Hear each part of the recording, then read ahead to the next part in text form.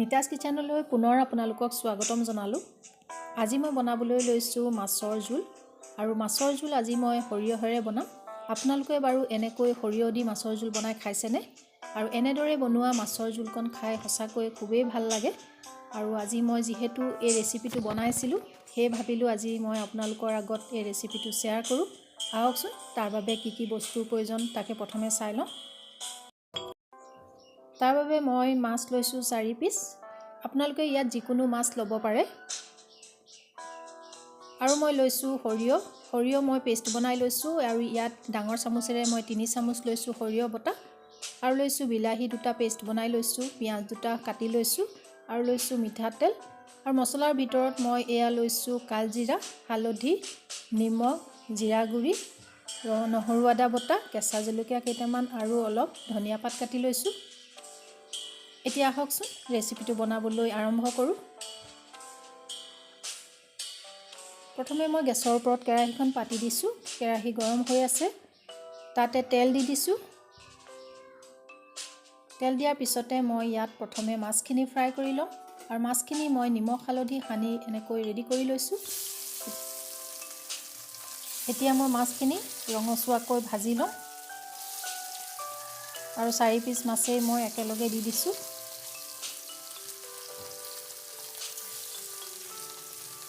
এনেকৈ লুটিয়াই মাছখিনি মই ভাজি লৈছোঁ।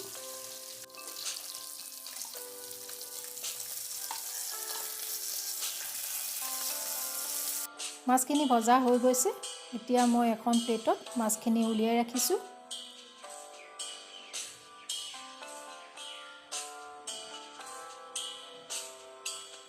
আৰু তাত যিখিনি তেল থাকি গৈছে সেইখিনি তেলতে আমি মাছৰ আঞ্জাখিনি বনাম। আৰু এতিয়া মই প্ৰথমে তাত দি দিছোঁ কালজিৰা মই ইয়াত 4 চামুচেৰে 1 চামুচ দিছোঁ আৰু তাতে কাটি ৰখা পিঁয়াজখিনি দি দিছোঁ। পিঁয়াজখিনি ভালকৈ ভাজি ল'ম।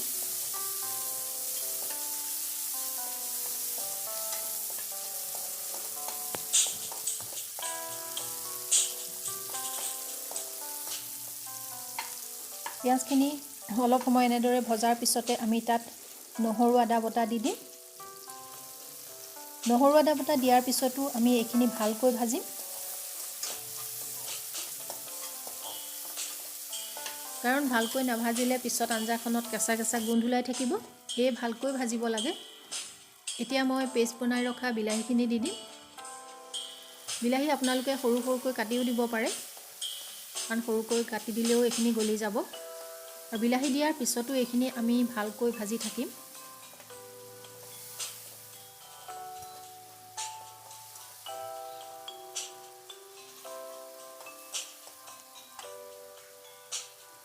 এতিয়া মই তাতে মছলাখিনি দি দিম। মছলাৰ ভিতৰত মই এয়া হালধি পাউডাৰ দিছোঁ 4 চামুচেৰে 1 চামুচ দিছোঁ, জিৰা পাউডাৰ দিছোঁ 4 চামুচেৰে 1 চামুচ আৰু নিমখো দি দিছোঁ মই 1 চামুচ। নিমখটো নিজৰ আপোনালোকে পচন্দ মতে দিব। পুনৰ ভালকৈ লৰাই দিছোঁ।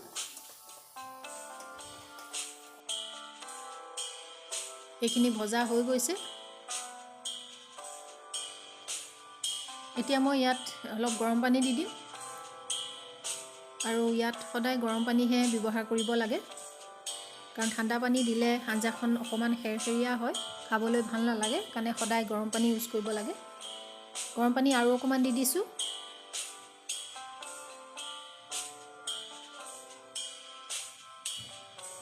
এতিয়া এইখিনি ভালকৈ উতলিবলৈ দিম।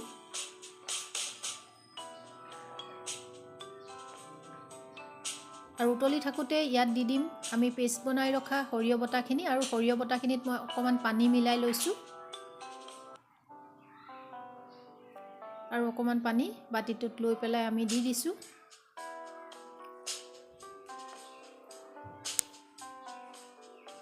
পুনৰ ভালকৈ লৰাই দিছোঁ।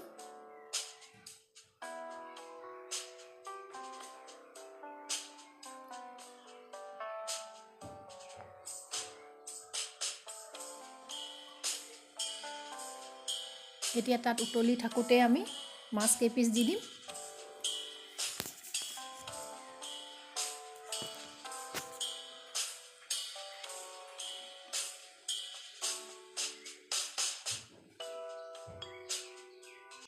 মাছ কেইপিচ দিয়াৰ পিছতে মই তাতে দি দিম কেঁচা জলকীয়া। মই কেঁচা জলকীয়া ইয়াত 4টা লৈছোঁ, কাৰণ ইয়াত কেঁচা জলকীয়া দিলে ইয়াৰ গোন্ধটো খুব ধুনীয়া হয়।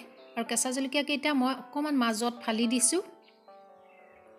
আপোনালোকে জ্বলা যদি কম খায় কমকৈ দিব। মই এনেকৈ বনোৱা মাছৰ আঞ্জাত অকণমান জ্বলাটো বেছিকৈ দিওঁ, তাতে কেঁচা জলকীয়া, ইয়াৰ গোন্ধটো খুব ধুনীয়া হয়। এতিয়া আমি এইখিনি ভালকৈ উতলিবলৈ দিম।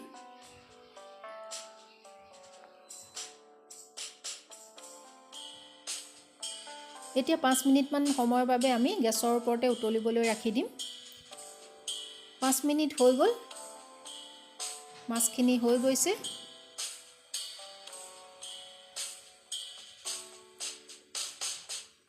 এতিয়া মাছত আমি এই কাটি ৰখা ধনিয়া পাতখিনি দি দিছোঁ। ধনিয়া পাতখিনি দিয়াৰ পিছত মাত্ৰ 1 মিনিটমান সময় উতলিবলৈ দিম।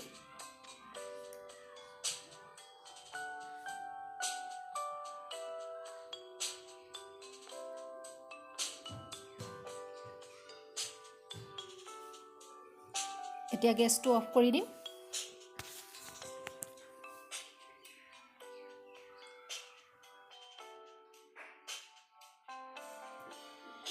এয়া মই এতিয়া গৰম গৰম ভাতৰ লগত খাবলৈ মাছৰ জোল লৈ লৈছোঁ। আৰু এনেকৈ বনোৱা মাছৰ জোল খাবলৈ খুবেই সোৱাদ লাগে। আপোনালোকে নিশ্চয় এবাৰ বনাই খাই চাব। আৰু ভিডিঅ'টো চাই আপোনালোকে কেনে পালে লাইক আৰু কমেণ্ট কৰিবলৈ নাপাহৰিব। ভিডিঅ'টো চোৱাৰ বাবে আপোনালোকলৈ বহুত বহুত ধন্যবাদ থাকিল।